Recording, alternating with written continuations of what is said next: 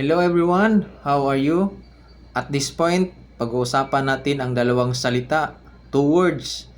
Ito yung kapital at saka investment.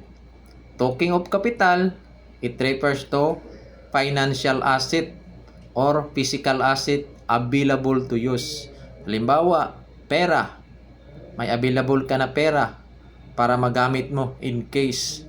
Yan ang kapital.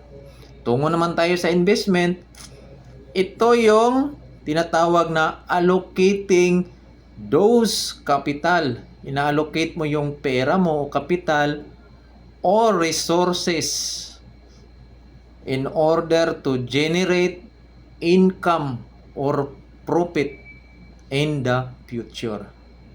Yan, himahimayin natin, ang capital is pera.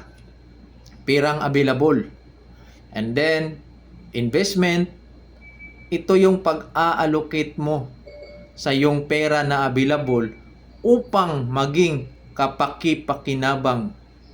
Pagdating ng oras, pagdating ng panahon, magkaka-income ka doon sa perang pinuput up mo as capital. Yan na yun pumapasok ang tinatawag na investment. So, alam na natin kung ano ang kapital. It refers to money. And then sa investment, it refers to how you manage your money in order to gain profit with that available resources. Yan mga boss, sana'y mapulutan ng kahit kunting knowledge.